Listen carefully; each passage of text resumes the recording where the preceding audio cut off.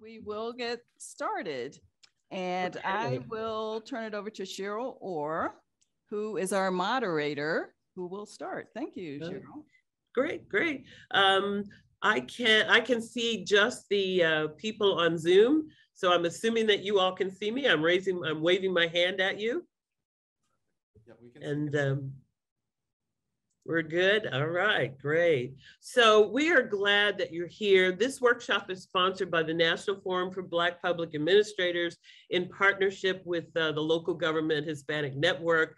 We're delighted to be here. The title of the workshop is Diversity, Inclusion, and Community Connection,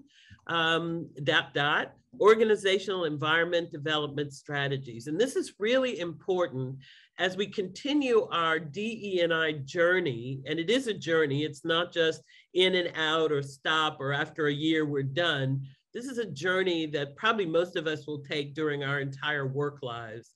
And so what we really are going to focus on today is just an overview of some DE&I principles, and Ron will do that. And Ron will do that through a video, wonderful video that he did for us. And then second of all, Janice Napper will talk about DE&I in the city of Aurora, who is progressive enough to start up their own DE&I program and actually make Janice the director of that program. And so she's going to talk about what's happening in the city of Aurora. And then we're delighted to have Charles Guilford, who is Deputy Director of Council Relations and Special Projects in the Mayor's Office, City and County of Denver, and he'll tell you more about that. But I'm sorry to put labels, but Charles is our millennium, and he's going to talk about what are, I call it, young folks looking for. What are they looking for in the workplace? And it's a diversity issue that all of us should be cognizant of, particularly because the data says that so many people are moving out of the workplace, the baby boomers, and frankly, the largest group of employees at this point are the millenniums. And so they are not only going to be the folks that are there, but they're going to be the folks that replace the boomers as we move out. So we need to create an environment where folks are welcoming, where they feel like they belong. And that's the kind of thing we're going to talk about today. And then we're going to hear from Charles, who will tell us, this is what I need in order to feel like I belong in this workplace. So we're delighted to go on with this. So I'm going to just do quick bios. I've sort of told you, but I do want you to know who these folks are. Ron Carlee is actually Dr. Ron Carlee. He is assistant professor at the School of Public Service. He is a former city manager in 2 jurisdictions, and he's assistant professor at Old Dominion University, which is in Norfolk, Virginia. He's also principal of a consulting company called Leaders to See LLC. He calls himself a career local government executive. He now works in academia, but fulfilling his commitment to recruit and train the next generation of public service leaders. He is informed by his experience as a city manager in Charlotte, North Carolina. He was the chief operating officer actually at ICMA, and as county manager for Arlington County, Virginia, where Ron and I worked together for over 20 years. He's a fellow in the National Academy of Public Administrators, and again, holds a doctorate in public administration. So we welcome Ron. Ron does a wonderful video, and we'll hear that in just a minute. I also want to let you know that Ron has taken upon in his career to talk about, to research, and actually present across the country on diversity, equity, and inclusion principles. And so you'll hear that when we hear his video. Our second speaker, and I'm just going to go through them so that I won't interrupt you anymore, will be Ms. Janice Napper. She served in local government and the public sector in budget, finance, and city manager in Texas, Connecticut, and in Aurora, Colorado for over 35 years. She's pioneered as the first African-American female in several management and director positions in her public administration career, including a stint at DFW International Airport, Board Budget and Management Director, Dallas Area Rapid Transit, where she was budget manager, and University of Connecticut School of Social Work, where she was a grants administrator. She has served the city of Aurora for 22 years as city clerk, as assistant city manager, and presently as the Diversity, Equity, and Inclusion Officer. She holds a master's in public administration and a BA in sociology. And finally, sort of last but not least, we have Charles S. Guilford III. He is senior advisor to Mayor Michael Hancock, City and County of Denver. He was born and raised in Colorado and is a leader of social change and innovation. So we're delighted that he's here. Charles earned a bachelor's of science degree in management, human resources, and international business from the Leeds School of Business at the University of Colorado at Boulder, where he served over 33,000 students as the youngest student body president in the university's history. After college, Charles spent several years leading and serving at Fortune 30 media giant Comcast in their corporate talent and human resource division. He currently serves the City and County of Denver as the Deputy Director of Council Relations and Special Projects to Mayor Michael B. Hancock. In this role, he partners with City Council members to create synergy and partnership between the executive branch and the legislative branch. He manages several projects, including a project to improve prompt payment of $3.5 billion in city spending, and is driving a project to shift departments from item budgets to program-based budgeting systems. He also works to enhance equity-based initiatives to ensure meaningful outcomes departmentally and citywide. Additionally, and this is really wonderful, that he also serves as the Western Region Vice President for the National Urban League Young Professionals, which is an organization across this country that is blossoming and was started by the National Urban League. He is also the executive pastor at the Potter's House of Denver and executive board member for Cherry Creek Schools Foundation. He's an alumni of the Denver Metro Chamber of Commerce Leadership Denver program and a member of Alpha Phi Alpha fraternity. So I want to say this. He says mostly, though, he's a loving and devoted husband to his beloved wife, Ricky, and proud father to his darling daughter, Liliana. And I think he just had a baby boy, so he'll tell you more about that in a minute. So we have three great speakers who are going to talk about diversity, equity, inclusion, and why we need to make sure that the workplace that we have or that we create, the culture that we create, is going to be welcoming to those who are coming into our workplace. So I'm going to go on, and next will be Ron. Yes, okay, here we go. Sorry about that. There Hi, I'm Ron Carley, and I'm very happy to be with you at the Local Government Hispanic Network Biennial Conference, albeit virtually. I would like nothing better than to be with you in Colorado. I'm also pleased to participate in this panel as we look at how we can bring some strategies to create organizations that meet our policy objectives. Ron Carley.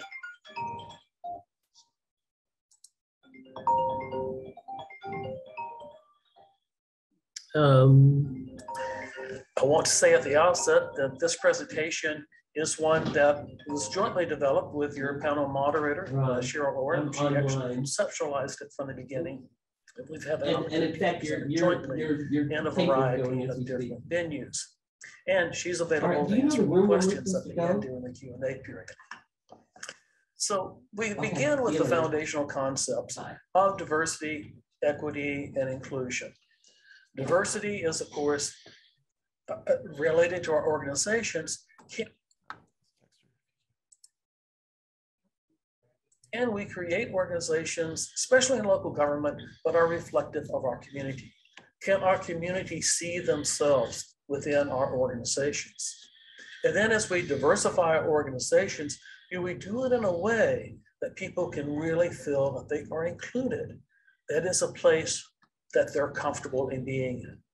And that's where we've developed, and others are developing and discussing this idea of not just inclusion, but a sense of belonging, where you feel comfortable enough to bring your full selves to work. And then equity is the really toughest part of the whole thing. How do we put our policies and procedures through an equity lens to make sure that we're treating everybody fairly? Likewise, as local government, how do we put our services and procedures through an equity lens, making sure that we are not inadvertently perpetuating inequities or creating new disparities in our individual communities? So what is this thing called belonging? But here are some thoughts from a variety of different sources. It really just means a sense that this is where I ought to be, and that I don't feel an alien in this environment. Now, the business case of it is very strong. You can see the metrics here, and obviously they make sense. If you feel good about where you are, why would you not be more productive? And of course, if you don't feel good about where you are, if you're looking over your shoulder or feeling discomfort, are you really going to provide the best service that you possibly can? Obviously not. And so think about it from your own perspective and your own life. Where have you worked? And did you feel like you had a sense that you belong there? Or have you worked places where it just didn't feel comfortable? When you were in one or the other of those, what did it feel like? What did it look like? And how can we bring those experiences, sharing them with one another, to help create a culture in our organizations that enables people to feel that they are supposed to be there? Now, what are some of the barriers to creating a culture of belonging, or the opposite, a culture of othering? Well, it happens through a couple of ways, most of which are unconscious. Most of us have had some training now, or some awareness of the ideas of implicit bias. We'll talk about those just a little bit. And the area that is of great concern increasingly are the way those implicit biases play out in the organization. And they play out through what are called microaggressions. So how does our brain work? It's on all the time. And it's gathering all these images from social media and television and movies and songs and conversations and everything that's going on around us. And our brain really likes to categorize things, to put them in neat places so that we can quickly recall information when we need it and make judgments in a snap. This is what Daniel Kahneman refers to as system one thinking.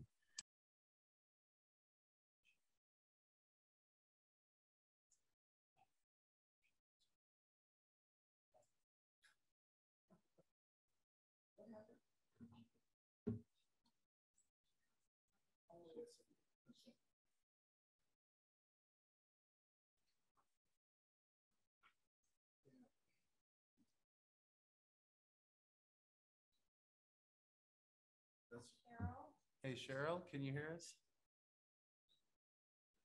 Hey, Cheryl. This is the voice of, no, I'm kidding. I don't get in trouble. Cheryl, can you unmute, please? I'm sorry. For positive, thank you, will also be demonstrated as well. The brain will make quick decisions, and those decisions about people are what we refer to as implicit bias. Now, implicit bias may be positive or negative. We have positive associations with some people, negative associations with other people. And we do it with groups of people, what is actually known as stereotyping. And there are several other biases that we have as well that get in the way of creating the kind of organizations we want to have. One is affinity bias. In those organizations where you felt like you belonged, to what extent were the other people like you? As human beings, we have a natural tendency to want to be with people who look like us, dress like us, act like us, think like us. That is just a natural affinity bias. And we also don't like change. And so if we go to remake our organizations and change things around, our brains are not going to have a very positive initial reaction to that, even though intellectually we may think that it's a good idea. The other thing our brains like to do is believe that we are always right. And when we have our ideas or thoughts challenged, we immediately run and Google to prove ourselves right. It's called confirmation bias. And all of these things work together, all these cognitive biases work together in intricate ways that can create barriers to creating a culture of belonging. So that what we have historically done in many organizations is we hire for fit. And hiring for fit mostly means we're hiring for people who look and act like us. That's the fit lens that we put it through. And then once we get people within the organization, we expect them to do what? Fit in. We expect them to understand how this organization functions, how it talks, how it thinks, how it dresses, how it communicates, and for people to assimilate within the organization. This is not a culture of belonging. Now, in the Commonwealth of Virginia, a lot of work is going on in this past year to try to create a conscious, intentional statewide effort to move its agencies toward a more inclusive culture, a culture that does give people a sense of belonging. And there is now available a strategic plan on how Virginia is trying to do this. It's called One Virginia. You can Google it and find a lot of resources there. This is the continuum of inclusive and equitable organizational development that is part of that toolkit. And it shows us how organizations evolve over time. Early days, organization was very much dominated by people that were all the same, and they were very clubby kind of places, and they intentionally and in a discriminatory manner did not hire people that were different than the people who led it. We've been evolving now with a lot of our organizations in compliance and affirming. We've been trying to intellectually pursue these ideas, but actually getting that final leap to where we're willing to not only hire diverse populations, but to adapt ourselves and adapt our organizations to be inclusive is the great challenge that we face today. And one of the things that gets in our way is how these implicit biases, this unconscious thinking, plays out in words and deeds that end up being hurtful to people without even knowing it. Dr. Daryl Wing Su of Columbia University, psychologist there, has done extensive research on microaggressions and defines them as on this slide, a brief and commonplace daily verbal, behavioral, or environmental indignities, whether intentional or unintentional, that communicate hostile, derogatory, or negative racial slights and insults toward people of color. And that can also be toward women. That can also be people that are of a minority religion. It can also be of any people that are not part of the dominant culture and part of the power structure of the organization. Now, any one of these microaggressions may be relatively minor in and of itself, maybe just offensive. Yet, when people experience them day in and day out, they have a cumulative effect. And that cumulative effect takes a psychological toll. And thus it becomes critical, if we really want to create diverse organizations, we learn and educate ourselves about what is hurtful and what is not. And we apply discipline to stop committing microaggressions and standing up to them when they occur. Fordham University and some other universities have done a lot of work in this area, trying to create universities where the students feel a sense of belonging. And so this is a series of photographs by an artist associated with Fordham. And you can see some of the slights that these students have shared that they've experienced. Courtney's is one that comes up pretty often. I never see you as a Black girl, or you're pretty for a Black girl. You're articulate. It's just really terribly insulting, as if no African American women or men are articulate. You don't speak Spanish. You know, how do we make these assumptions? How did these things slip out? And where are you really from? What are you? I don't hear a lot of these because they're not directed at me. But as I listen to young people, as I see these signs, as I talk to people who don't look like me, I begin to get a sense of how frequent it is and what a toll it takes on them. This is Dr. Sue, and these are some of the other microaggressions that he talks about. And so after a while, you begin to think, well, is everything I say going to be offensive? Well, no, it's not. It truly is a matter of context, and it's a matter of relationships. Tiffany Alvoyd has a great video about microaggressions, and at the end of it, she makes these recommendations. First of all, before you say something about somebody or the way they look, pause. Just stop and think about it. And then ask yourself, what could be the impact of what I'm going to say? And two, do I really need to say it?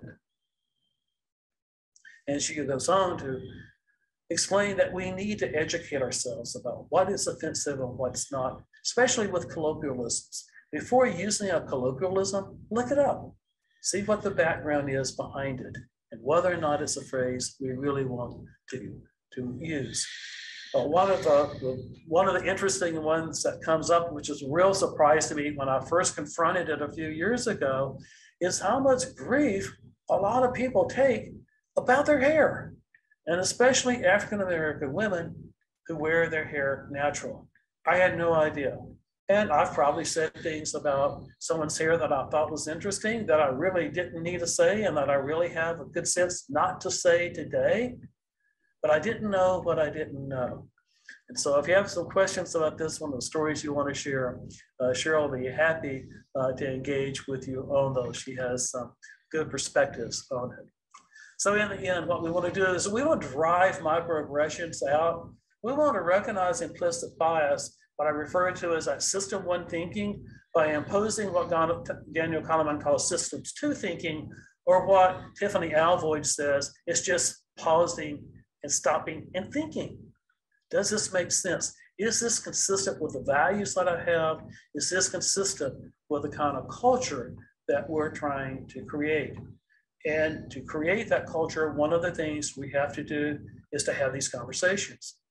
We can't just pretend that microaggressions don't occur. We can't pretend that people just feel at ease within the organization. We've got to collect data, we have to have conversations, and we've got to have an opportunity to learn from each other, to share our experiences, our values, and who we are.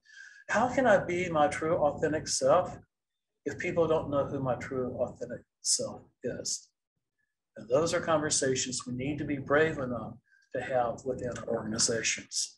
And then once we do, we can, with intentionality, build to sustain the culture, but it takes some work.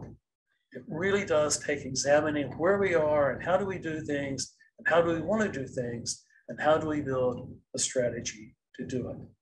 And I'm convinced, and I have seen, that we can make progress in creating cultures where people feel, of all backgrounds, a true sense of belonging. Here are some references that you can have to do further reading and expanding your own education. If I can be of assistance to you as you're working through any of these issues, especially those of you in local government, that's where I've spent my whole career until the last few years while I'm at the university, still working with local government, but also trying to recruit and train that next generation of much more diverse leaders in local government. Again, thank you for letting me be with you. Have a great conference.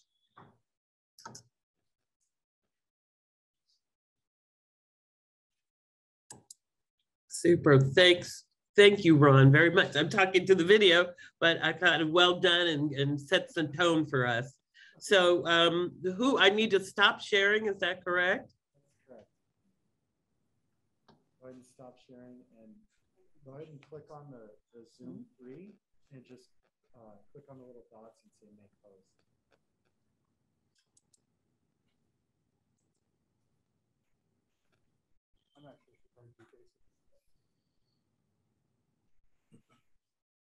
Are you with us, Cheryl? Oh, are you with us, Cheryl? I'm clicking on Zoom 3. Do you want unmute? Oh, I see. Make host. Okay, I think you're the host now. Great, thank you. We will continue.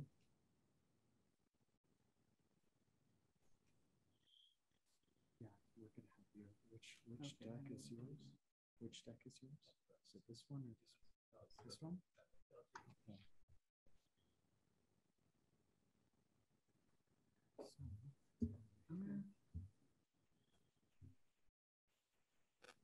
Okay, will you, Cheryl, can you stop sharing your screen? Let's see here.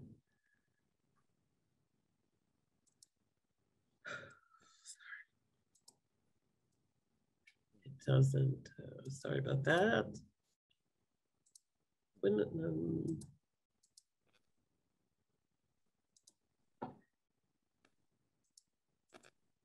That I'm having a little bit of problem finding the, how about that? I think I've done it. Okay. Thank you.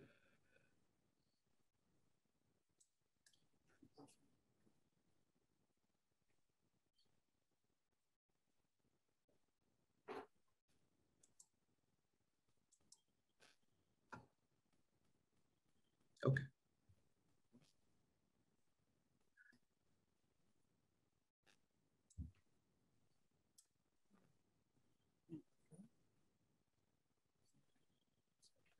Yeah, you're going to be just the arrows. Just the certain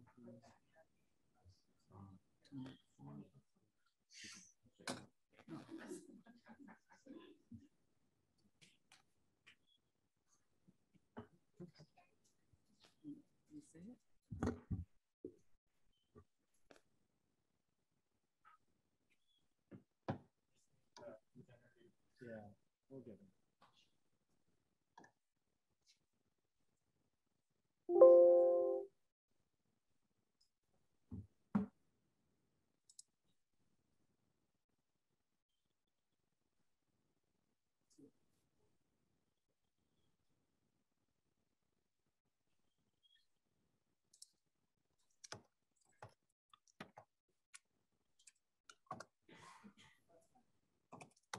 Good?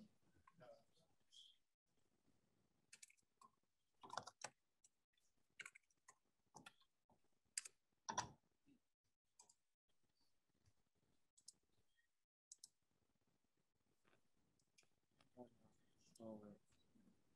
Here we go.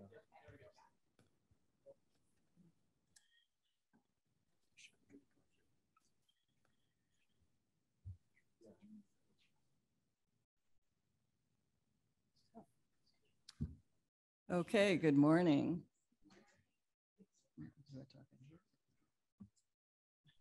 Okay, good morning. I'm Janice Napper, and as Cheryl mentioned, I'm the Diversity, Equity, and Inclusion Officer for the City of Aurora. And I'm going to talk a little bit today about some of the things that we're doing, innovative things that we're doing in the City of Aurora.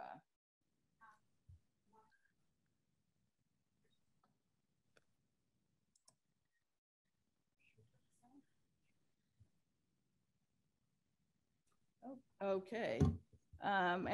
This is an org chart for the City of Aurora. And as you can see, we're the second from the left box, the Office of Diversity, Equity, and Inclusion. And it reports directly to the city manager. And we're in the city manager's office.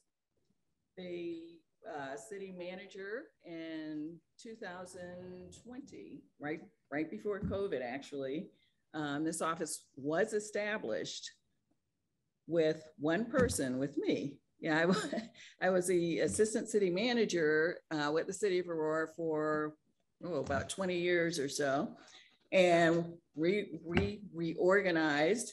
And the city manager's focus of the organization was to move in the diversity, equity, inclusion area. This office was created. Angel McKinley Page is the DEI manager. She's sitting in the front row. Hello, Angel. And she's been here a few months, actually. So the focus of the office, it was created to lead the city of Aurora in building, creating, and maintaining a more equitable and inclusive city. And to the city manager's credit, we are focusing our organization in DEI, diversity, equity, and inclusion, and internally as well as externally. Internally with our employees to build a greater cultural competence with our employees to make or enhance the feeling of belonging and employees being valued, as well as externally. How do we provide our services from a customer service standpoint? How do we provide those with a racial equity lens? So we have a lot on our plate, and Angel, we're an office of 2. And from what I understand, talking to other equity officers, sometimes there's an office of 1. So we have a lot of work to do. There's a lot of challenges, but we are up for it. Now, we partner with GARE, which is the Government Alliance on Racial Equity. And I would like to thank Roberto Montoya, who's sitting in here, who he's moved on to some other great things, but he was our contact and GARE, I believe for the Western region. Now what GARE is, it's a national network of government entities, state, local, mostly municipalities, and it's a networking and membership organization. There's I think there's over 150 members. It's an annual membership, and it's nationwide, and it provides tools to put theory into action. We use it as networking, providing resources, and seeing what other municipalities and cities are doing in the DEI area. And there are different groups. As an example, there's a library group, there's a public safety group, and there's an equity officers group. So some of the challenges that I have as an equity officer, we meet once a month. The library group, I believe, meets once a month or perhaps more. So it does provide great resources. The mission statement for our DEI office and our equity champions, and I'll explain a little bit about that, but we have a group of city employees, a couple of representatives from each department that are the champions in their department for equity and for diversity, equity, and inclusion. And as a matter of fact, a couple of them are here today. Helen Murray, who is our Aurora Fox theater manager, and she works in library and cultural services. Angel McKinley Page actually coordinates the Equity Champion program.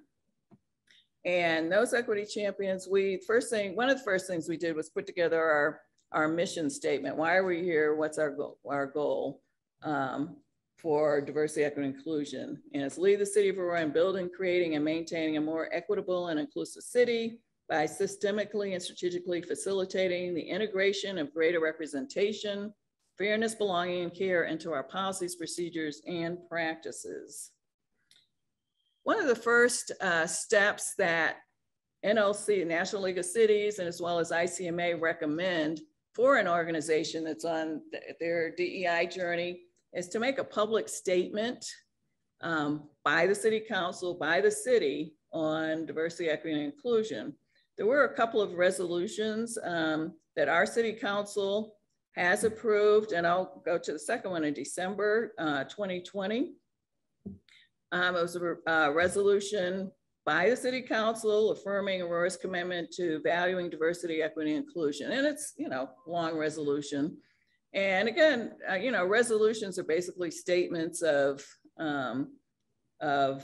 what we're doing. And it's up to the city and the DEI office to carry out the facts in those resolutions. Another resolution that we did, and it was earlier of that year was a resolution condemning hate crime acts and anti-Asian sentiments against Asian Americans, Pacific Islanders, immigrants, and refugees related to COVID. The city of Aurora has, if you hear our mayor talk as well as the city manager, we are one of the most diverse cities in Colorado, if not in the nation. We have over about 150 different languages that are spoken in our schools. We have quite a number of refugees population as well as immigrants. We have a large Ethiopian, Russian, Sudanese, Somalis. There's a lot of folks here. And how do we, I mean, it's very imperative upon us as a city organization to provide services with that racial equity lens. How do different cultures view positions of authority, such as police and public safety? So that's part of what we are doing. And how are we taking action? One of the first things we did, and we utilized GARE, the Government Alliance for Racial Equity. We assessed, we used an assessment tool, in other words, a survey, an all-employee survey. And this survey, we surveyed all employees. We have, well, about 3,600 employees. And we had about a 33% return rate, which is actually pretty good for a lot of the surveys that we do. And out of that, well, we wanted to see what the pulse of the current state of our city is internally from employees, so that we can utilize that to do organizational change and build a strategy. Some of the themes that came up and was really interesting. One was there was a relatively high portion of employees that were colorblind or color blindness, and also minimalization. In other words, there's not really a problem. I mean, and these were actually some of the comments that we saw, and some of the comments that individuals put in. We don't have a problem here, and everybody's treated equally. That didn't happen since Rodney King. And color blindness. Well, some of the things that Ron Carley mentioned, I don't see you as a Black person, and I treat everybody the same. So those type of things, not that it's bad or good. However, you know, again, we're looking at the perceptions and opinions of employees to see where we start and where we have to go. There was also a difference between, and the responses between the races. As an example, African Americans and Latinos saw more of a problem in racial bias and harassment, whereas supervisors and whites saw, oh yeah, everything is okay, everything's going okay, and we're happy with the state of equity. So there was a difference there. Also, there was a difference in the hiring, promotion, and the workforce equity, that particularly in leadership, you know, Blacks and Latinos thought, well, leadership is not reflective of the actual community. And I'll show you some demographics in a little bit. The majority of respondents did say that they are ready to start the conversation. So that's a plus. Another thing that we did, courageous conversation. We hired a consultant that facilitated dialogues with our leadership, with our management staff, all the directors, executive staff, employee groups. We had a group of some BIPOC employees, Black, Indigenous, and people of color, and our equity champions, which is a very diverse group. And we also had about 30 community stakeholders. And there were focus groups and a little bit of training and learning experience in there as well. And we did that in order to, between the employee survey and the consultant, we did that to see where we are and where we need to go. In 2022, we will be doing an all-employee foundational training. And we're in the process of developing an RFP to do that. And again, that would be all employees and it will be phased. And hopefully we can get counsel in there as well and some of that learning. Also, and I mentioned the Equity Champion Program, and they provide leadership facilitation coaching in the departments, and they're key to normalizing the conversation. Race is one thing that well, at least my mother told me when I was growing up, there's some things you don't talk about at work. You don't talk about race or politics or religion. Mm-hmm. And even though those conversations probably did go on in the cubicles or, at lunch, now they're out in the open. So what does that do? That stirs a lot of things up. So it's an interesting climate. I'll just put it like that. Another thing we're doing is training and employee engagement. We have monthly lunch and learns that are open to all employees with the DEI focus. We're looking into employee resource groups or affinity groups. We currently have a BAFABA, which is Black Employees for a Better Aurora. And that group has been in existence, about 10 years or so. And it's open to all employees, the city manager and a number of other folks. Some of the judges are members of that as well. Microlearns, we have in our learning management system, we will have a learning module on DEI that employees can click on. We also have an incline program, which is which includes DEI training for managers and supervisors. One of the next steps is community engagement, and that is really key. You cannot put a plan together without having the community involved. And again, we're looking at a culture shift. We're taking baby steps, not ramming things down people's throat, but in order to take baby steps, community has to be involved. I mean, it's one thing for us to tell the community, this is what we think you need. We want to hear what they think, what they want, and what they need. And that was one of the purposes of the focus groups. How well is the city doing? How poorly is the city doing? And in what areas?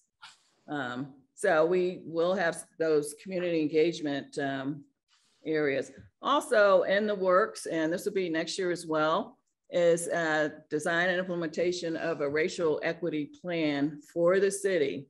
So we'll have an overall racial equity plan, but it'll be department based as well.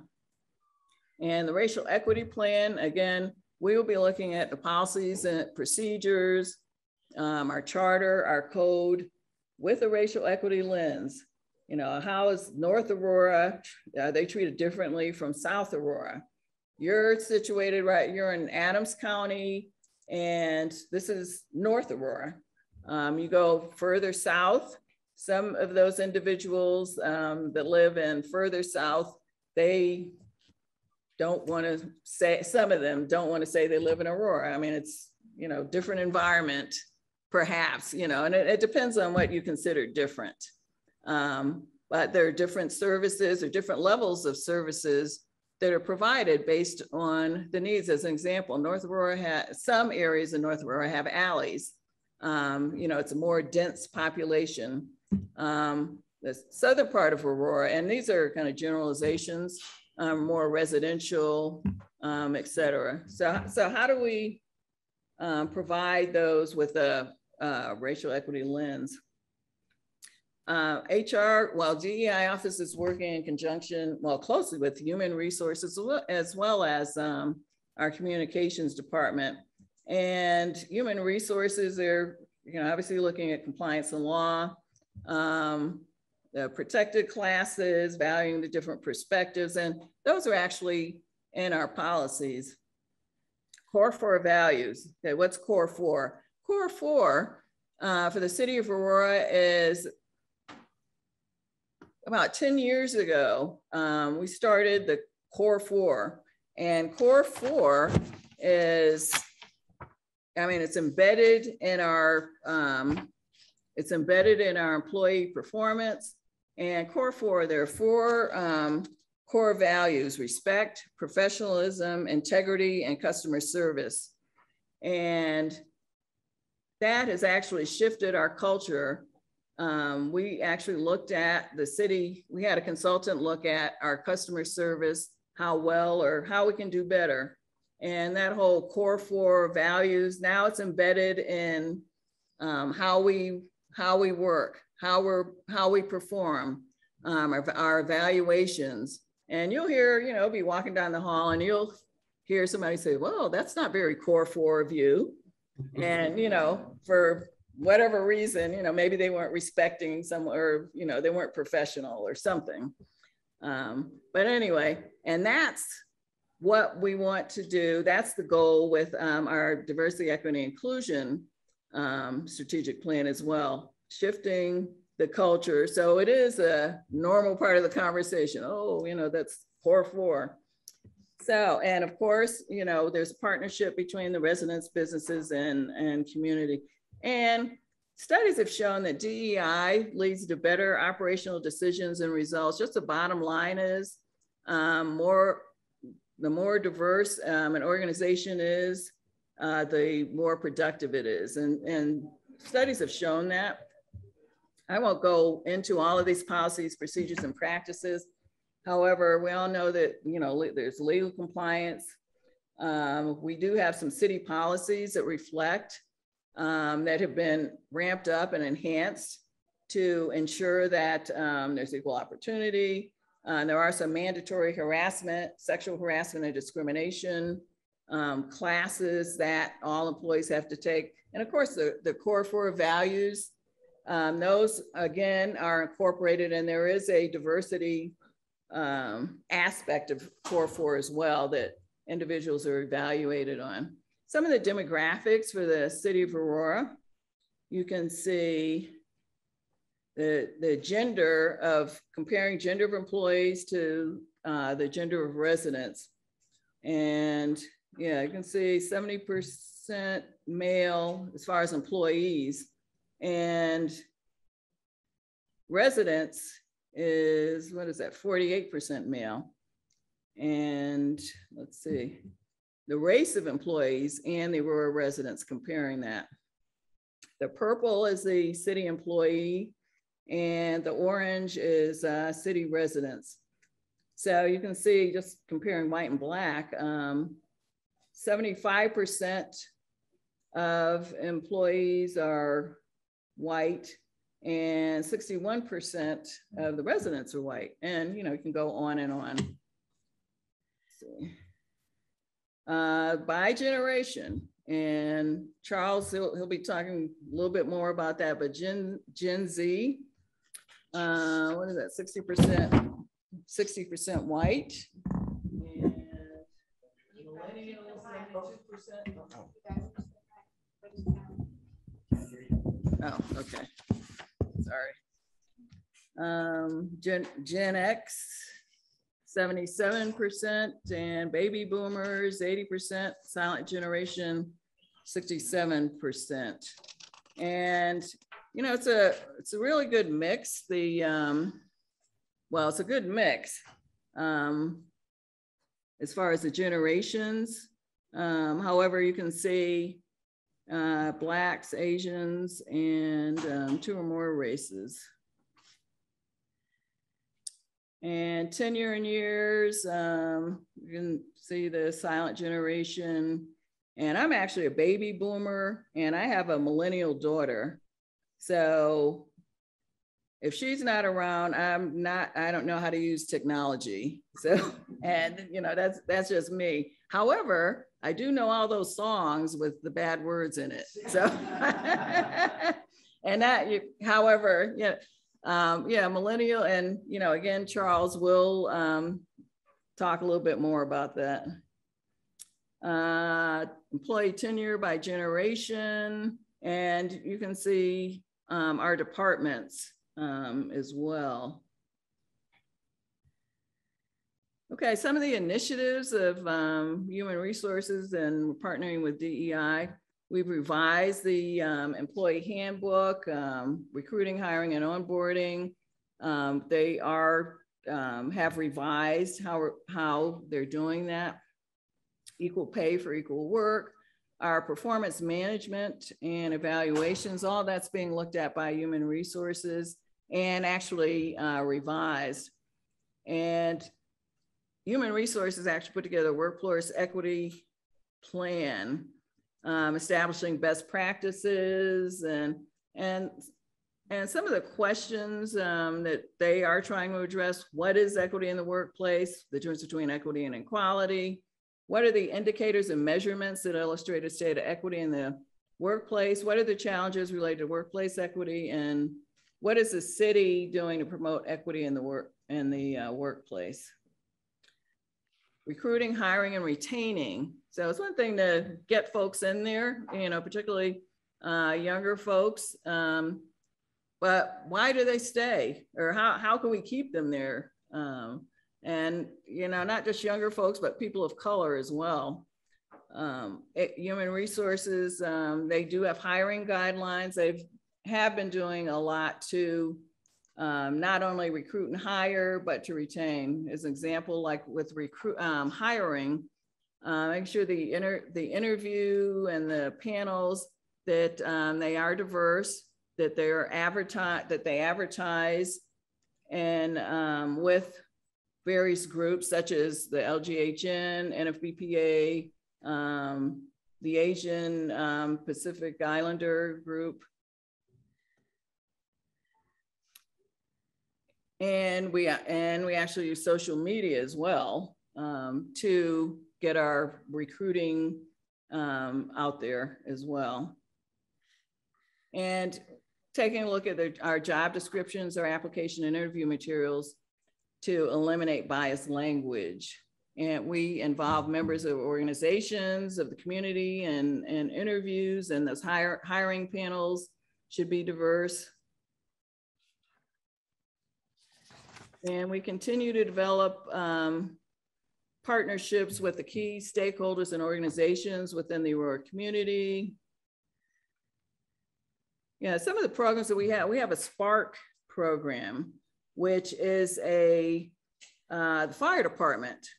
And they have, is it middle school or high school females? Okay.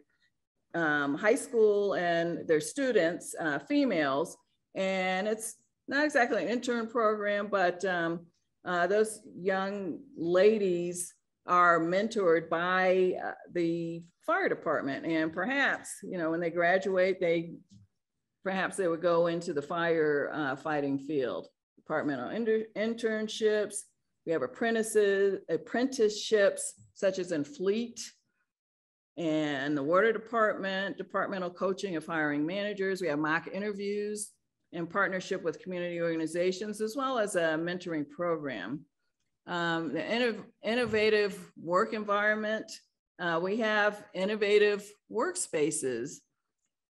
Some of that is with the remote hybrid work. We have hotel spaces where people are working remotely. However, they can come in and check out a hotel space, a community type space. And we also have those community type meeting areas as well. We have a great wellness program. There's a gym in one of the buildings, as well as incentives for wellness activities. So just in conclusion, we are continuing the City of Aurora as a cultural shift for increasing DEI and developing a clear vision to guide DEI and incorporation in all operations. And those, the 3 stages that we actually use, that we're following, and again, this is the GEAR outline, is one, normalizing the conversation.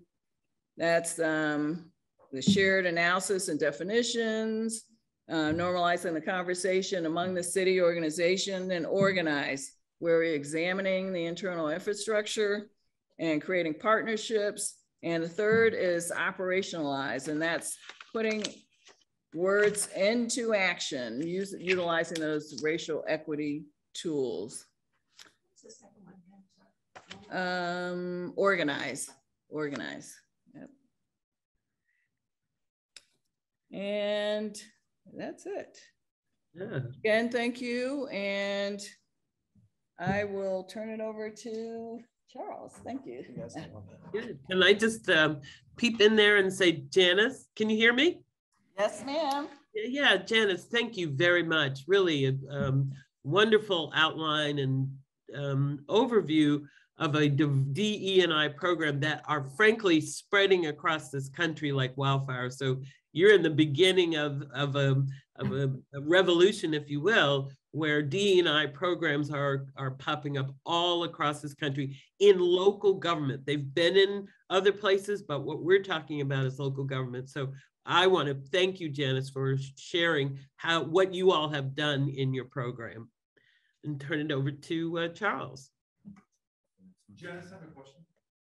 Yes. Oh, yes. What's of all the actions that you've taken in your organization, what's been the most effective to get down to the frontline, middle level folks thinking about this as they're working on initiatives, so that it doesn't come to your desk or it doesn't come to theirs and council's, council meeting for voting, and staff hasn't thought about that yet in terms of, well, how do we do inclusion and diversity in this initiative or this effort?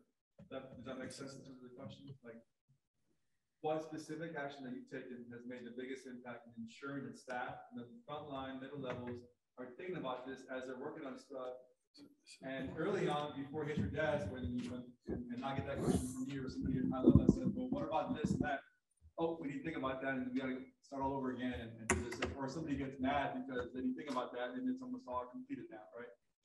Well, one of the things that we did, and everybody here was the city manager did a town hall. And that town hall was, well, it was about 6 months or so after we started this. And it was open to all employees. Well, it was done virtually. And we had, it was an opportunity for the city manager to reiterate his focus and his commitment, as well as to me to talk about what our strategic plan, what we were doing.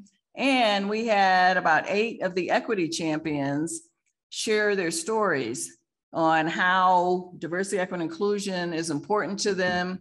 And some of their stories, as an example, one of the firefighters who's a equity champion, his whole crew, there were 4, they were all African-American. They went to and they had a call, and they go in, and it's an elderly white woman, and she opens the door and goes, ooh, and she doesn't want them to deal with her.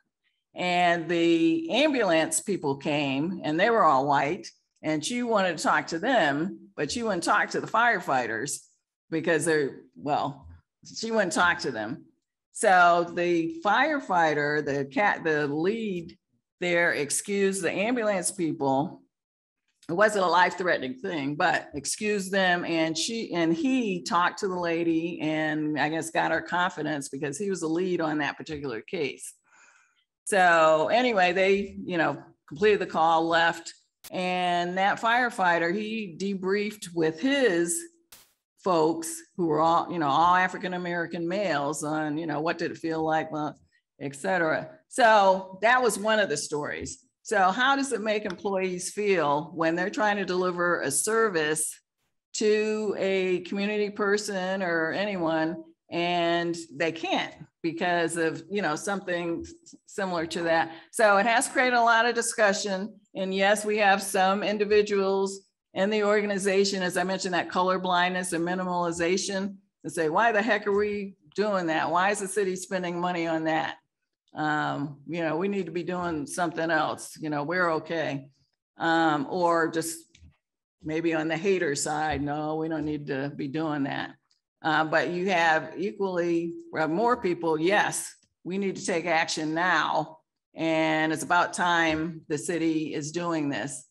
So it's a challenge, and we deal with it as it comes up. And I hope that answered your question. Having the city manager be out there front and center, Yes, yes, and he's very committed and he's right out there. Yes. Mhm. All right, everybody. I know we're running a little bit behind. Incidentally, I work in Denver, and one of the things wholeheartedly agree, your senior leadership is going to be really critical from a diversity inclusion perspective, more than anything else.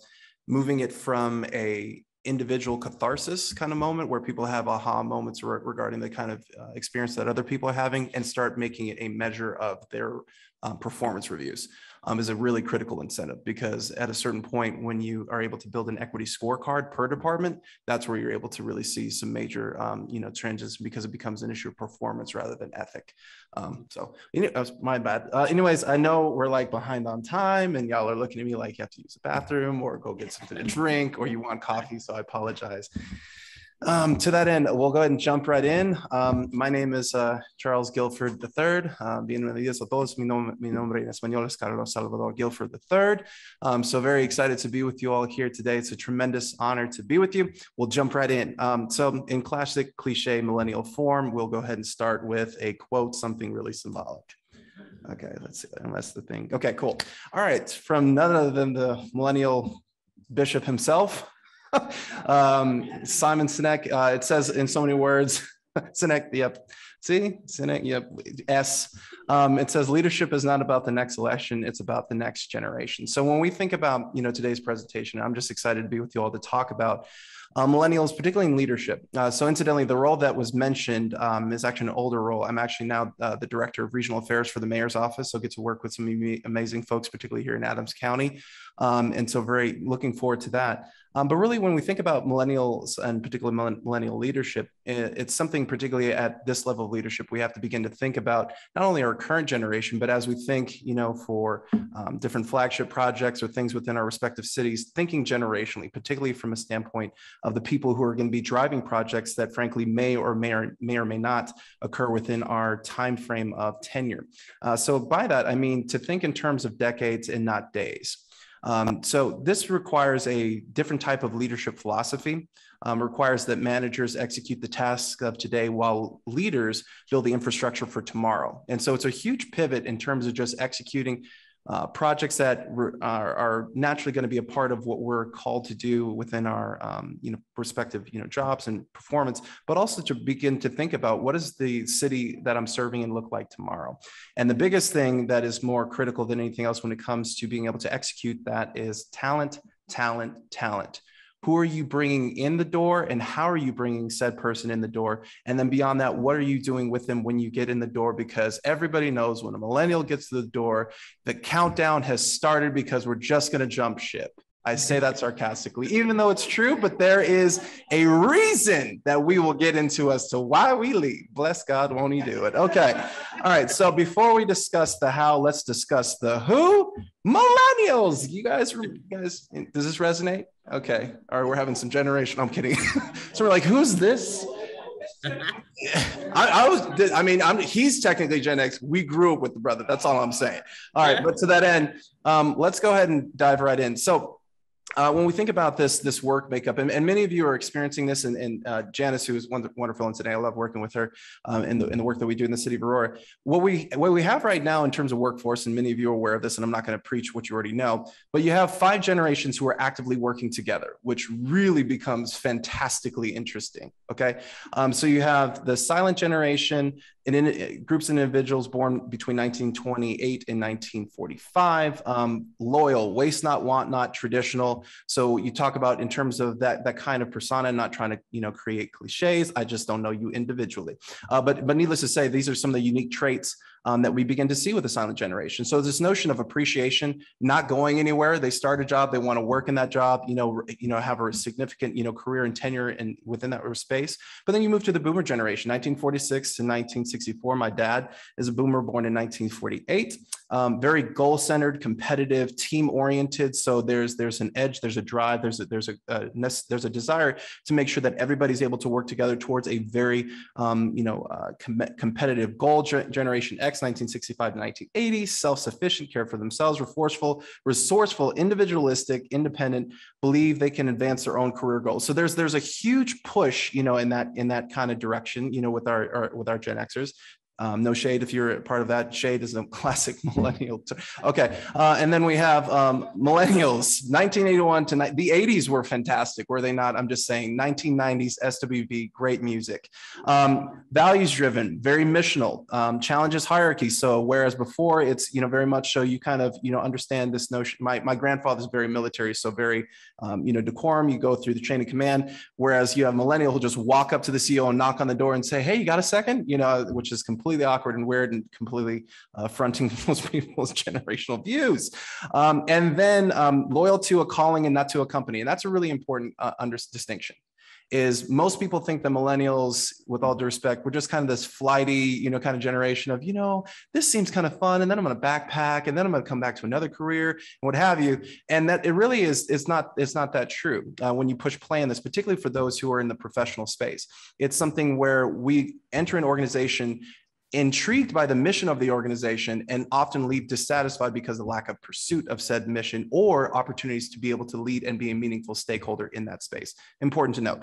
Generation Z, holy smokes, these people, diversity is the norm, DEI is expected, not appreciated. So the fact that you have a DEI office is not something that they laud, it's something that they expect. And in fact, if you don't have one, they completely look at you as you're completely socially irrelevant.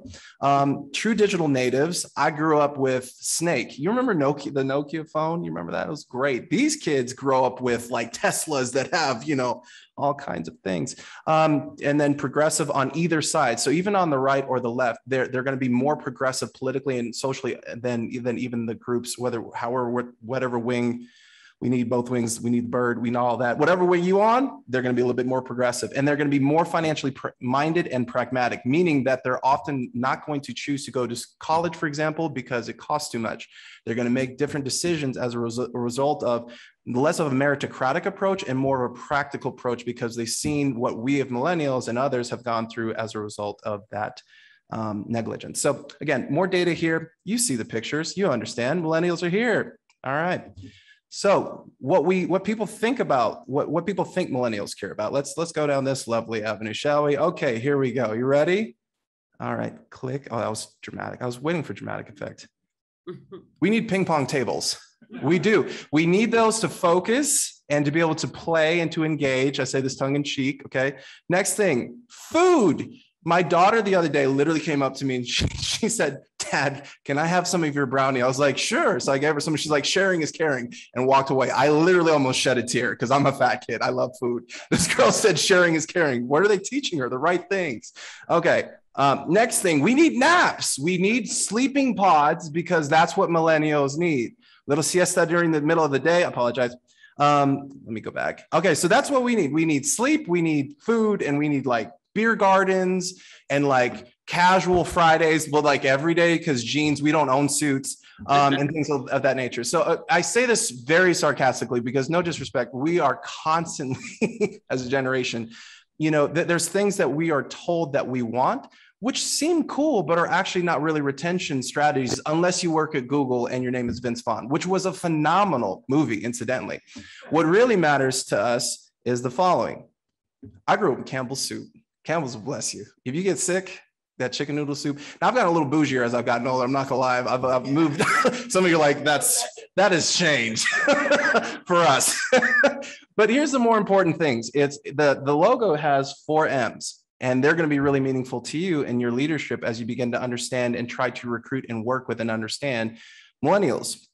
The 4 M's for us, the Campbell M's for us, are meaning, means, mentors, and mobility.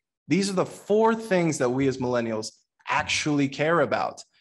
The beer garden is cool, right? All of those other things, taking a nap is great, sure. But what matters is meaning. So when you begin to look at your department, are you mission focused or are you task focused? Because what you really want is people to buy into you as a leader and to what your department is doing. And that doesn't matter in terms of what department if say you're with trash. You're in charge of trash in your city. you can make that a mission, which is we have the opportunity every single day to ensure that our streets are clean. And the reason why we want our streets to be clean is because we want our children to be safe. We want our communities to have a sense of pride. There's a way to shift your mission statement into something that's going to create meaning in your mission. And additionally, what you want to do is the extra step, which is to partner with your staff and with your team, particularly your millennials, and help them find meaning in their work outside of their job description. Because more times than not, we take an HR concentrated approach, and this is what you're responsible for. But what we're really interested in, this is what I'm passionate about, and having the flexibility to do both.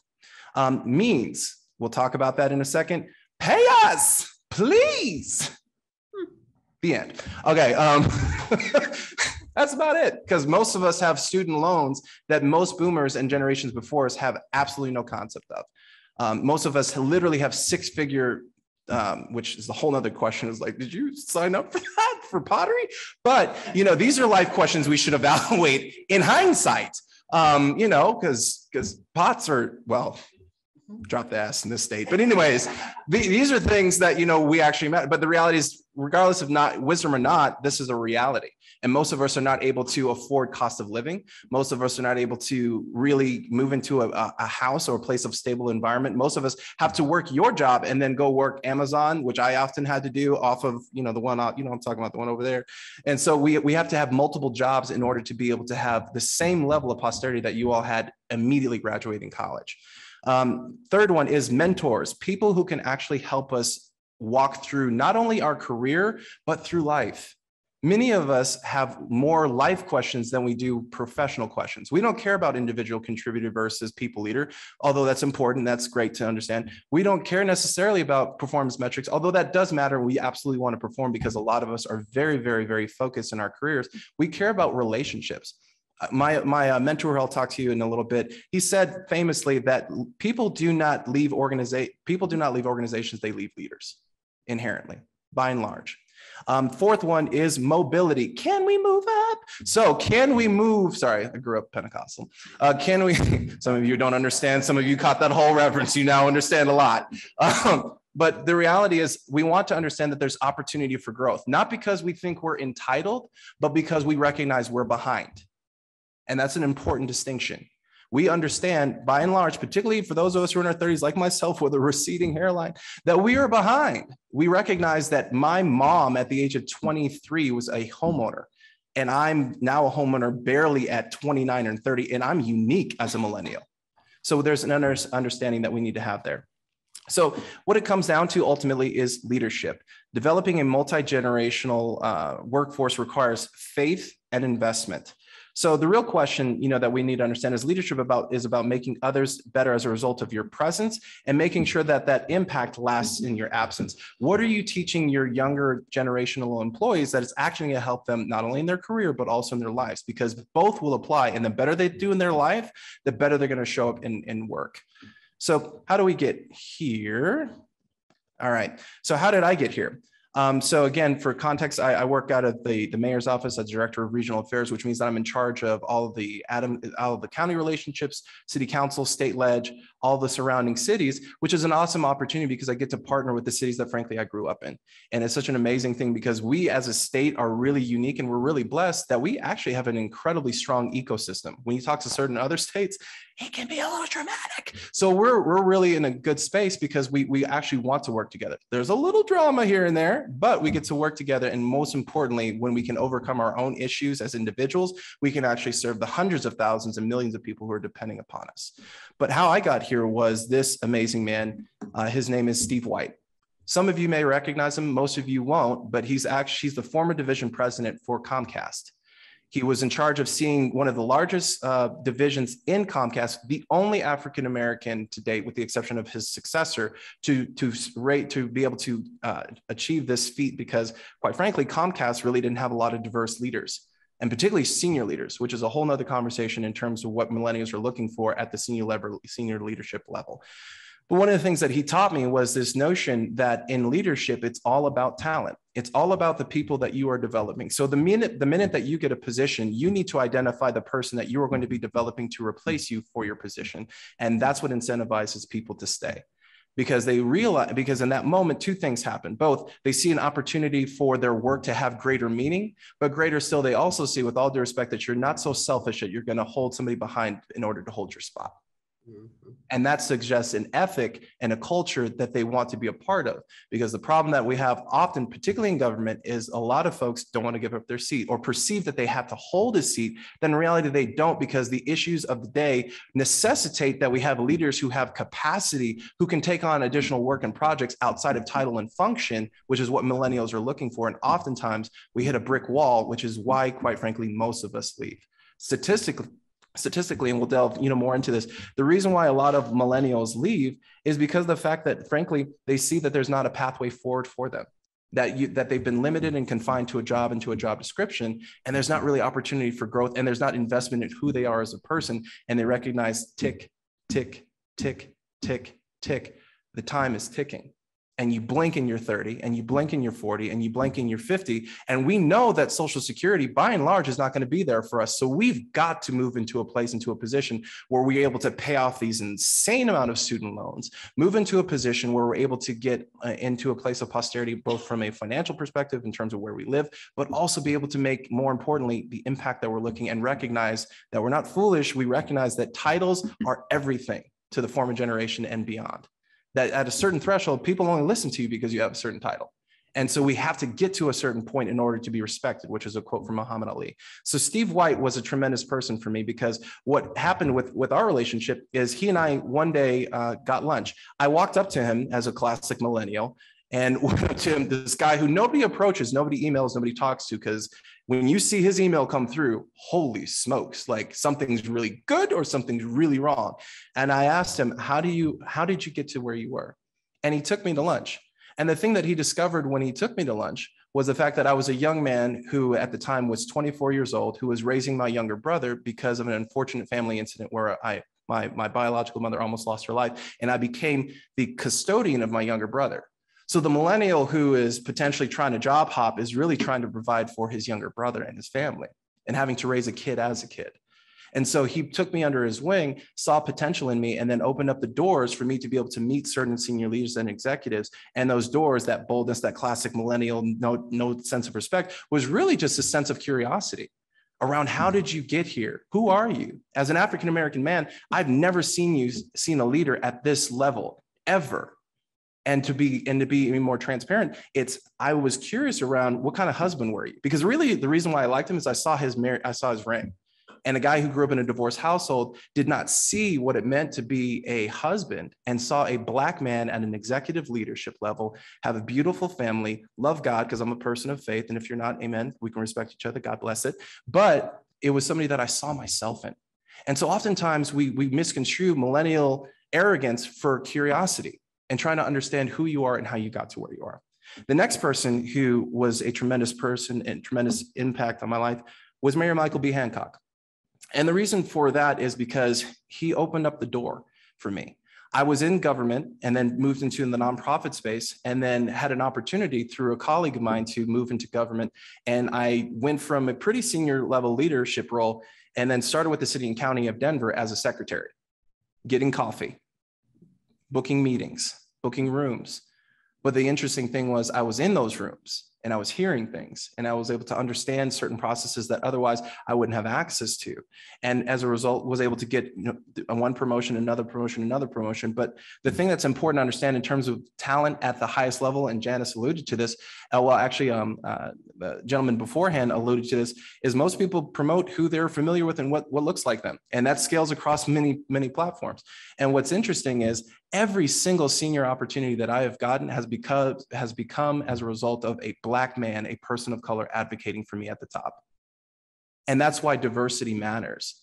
And that's why it's so important, is because oftentimes we are the ones who are willing to open the door for several other people. And with Steve White, I was able to be one of the top performers on the team. So this is not an issue of, just equal outcomes and all that other kind of flavor of the day kind of rhetoric. It's the reality is when you give us the opportunity, you show the right hunger, you show the right, right focus, et cetera, people are able to perform. And the role that I've been in with the mayor was able to get one opportunity that allowed me to be able to reduce, significant spending within the city, was able to ensure that we saved about $125 million in the city and county of Denver to help with our economic impact, just because I understood operations from my role at Comcast. So again, the reality is we have an opportunity to open up the door for people, and we would be unwise and selfish if we did not, because there's a lot of people who just want to do the work and help people at the end of the day. So the reality is, wrapping up here, because I know we got to get going. How did it get here? Leaders committed to empowering young leaders and leaders who are valuing the whole person. A guy who saw that I was walking, or he literally saw me walking around different meetings. And what I would do is I would see if the people were done, and I would then take the food from them because I couldn't afford to eat. I was a young professional trying to make sure that my little brother was eating and that he was okay, and I was starving myself. So again, it's important to have curiosity around the people who are around you, because you don't know necessarily what happens outside of that 8 to 5 career. Next thing that I'll share, interesting insights. Yes. All right. Another 4 M's. We're almost done here. All right. Marriage. Another reason why finances matter is, and things of that nature, is because of the fact that only 44% of us between the age of 23 and 38 will be married, meaning that we're waiting a lot later to get married for a few reasons, but pardon me, a lot of them are financial. Because many times it's trying to get settled, trying to get to a certain place. Frankly, a lot of it is mental and emotional, so we're a different generation altogether. It's like, we saw some divorces and some drama, and no shade, but we're trying to, again, millennial term, but we're trying to make some different decisions, because as much as Generation Z is pragmatic, the millennial generation is also pragmatic. We question institutions. We question the institution of marriage. We question a whole bunch of different things. And a part of that delays us getting married, which also impacts you as an employee.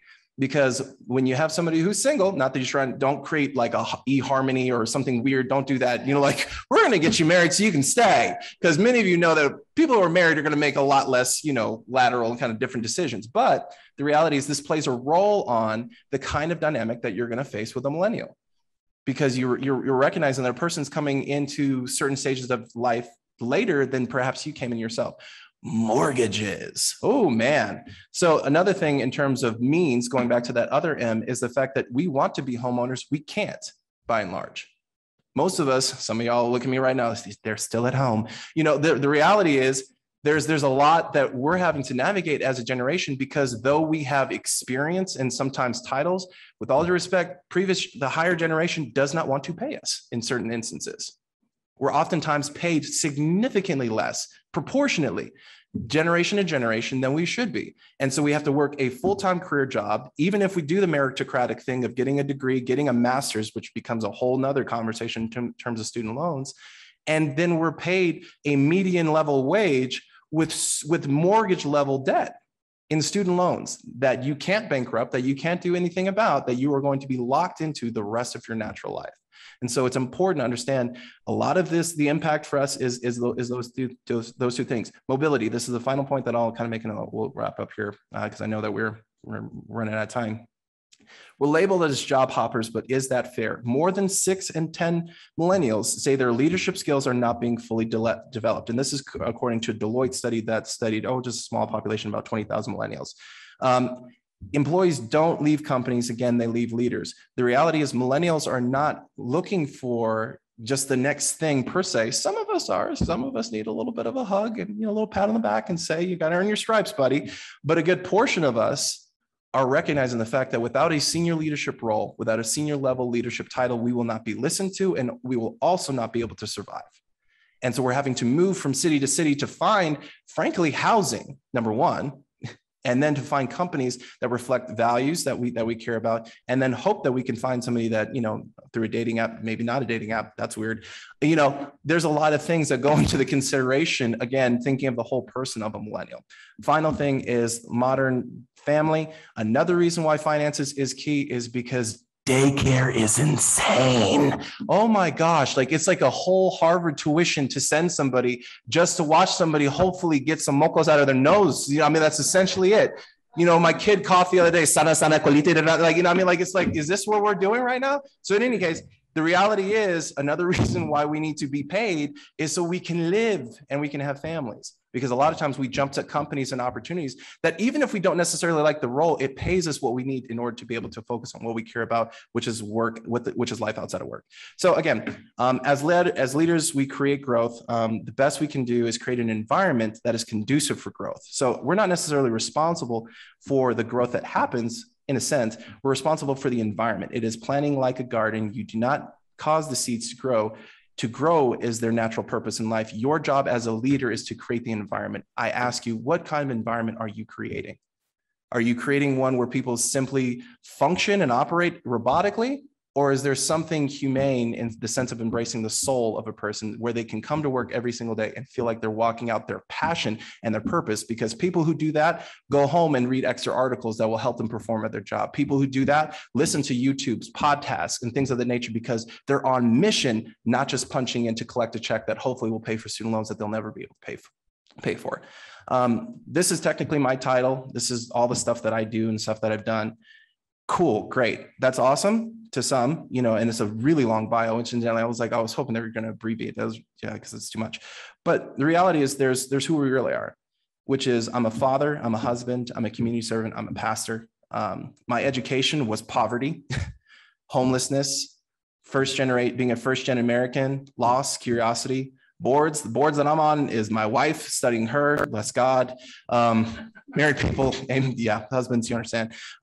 My daughter, Lily, who is my angel, my son, Charlie. And then my goal with my life is to honor God, make up for a difference of $164,000 in economic wealth, plus the student loans that I owe, et cetera. My mission is to make sure that my children inherit a better life than what I had, and that they have the posterity that they should have.